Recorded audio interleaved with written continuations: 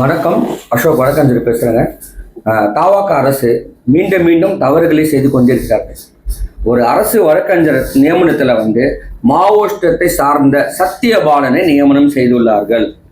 எப்படிங்க இது சாத்தியமாகும்? மாவோயிஸ்டுகள், நெக்ஸலைட்டுகள் இவங்க எல்லாமே நாட்டின் கிளர்ச்சியும் நாட்டு மக்களின் புரட்சியும் தான் அவங்க பண்ற எண்ணங்கள். இவங்க எதிராக செயல்படுற நபர்கள் யாருன்னா காவல்துறைகள், அரசு அதிகாரிகள் தான் அவங்க எதிராக செயல்படுவார்கள்.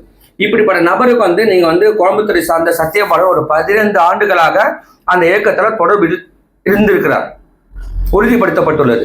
இப்படிப்பட்ட நபர்களை நீங்க நீதிமன்றத்தில் வழக்கறிஞர் நியமிக்கப்படும் போது அந்த நீதிமன்றத்தில் ஒரு மாவோயிஸ்டை சார்ந்த ஒரு 10 பேர் 5 பேரோ குற்றம் சாட்டப்பட்ட நபர் அவங்க நீதிமன்றம் சமர்ப்பிக்கப்படும் போது எப்படி சத்தியபாலன் வழக்கறிஞர் அரசு சார்பாக வாதாடுவாரா, குற்றம் சாட்ட நபரை தண்டனை வாங்கி கொடுப்பாரா?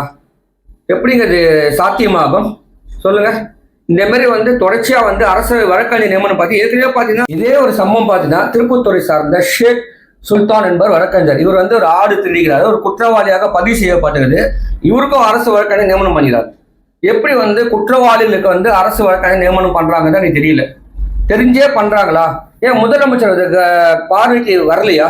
ஏங்க அதே கட்சியை, தாவக கட்சியை சார்ந்த ஞான சௌந்தரி அவங்க தான் சென்னை உயர்நீதிமன்றம் மனு தாக்கல் செஞ்சுறாங்க. அந்த அம்மா என்ன சொல்லிடுறாங்க, எனக்கு பதவி கொடுக்கல பரவாயில்ல. நிறைய பேருக்கு பணம் 5 லட்சம் இருந்து 10 லட்சம் 40 லட்சம் வரைக்கும் பணம் வாங்கி கொண்டு அரசு வழக்கறிஞர் நியமனம் செய்யப்பட்டுள்ளது என்று அவங்களுடைய அம்மாவுடைய மனு தாக்கல் செய்ய உள்ளாங்க.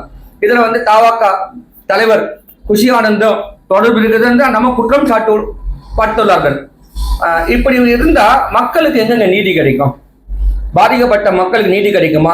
நீ குற்றவாளிகளுக்கும் குற்றம் செய்த நபர்களுக்கு எல்லாமே அரசாங்க வேலையும் அரசு பதவி கொடுத்துனா எப்படி மக்கள் நீதி கிடைச்சு எப்படி அவங்க சுதந்திரமா செயல்படுவார்கள்? சொல்லுங்க பார்க்கலாம்.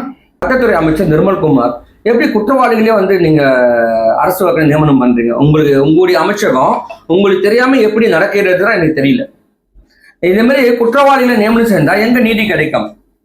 மிஸ்டர் நிர்மல்குமார் அவர்களே, இதை கண்டிப்பா நடவடிக்கை எடுக்கணும். ஏன்னா உங்க கட்சியை சார்ந்த அம்மாவே சென்னை உயர்நீதிமன்றத்தில் வழக்கு தாக்கல் செய்கிறாங்க.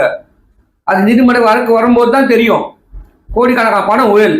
கண்டிப்பா நீங்களே என்ன பண்ணுங்கன்னா சிபிஐ உத்தரவு கொடுங்க. இந்த மாதிரி நடந்துச்சு எங்களுக்கு தெரியாம சிபிஐ விசாரணை பண்ணி நீதி வாங்கி கொடுங்கன்னு சொன்னா நான் பாராட்டுறேன், கண்டிப்பா பாராட்டுறேன். இந்த தாவாக அரசை கண்டிப்பா பாராட்டுறேன். நன்றி, வணக்கம்.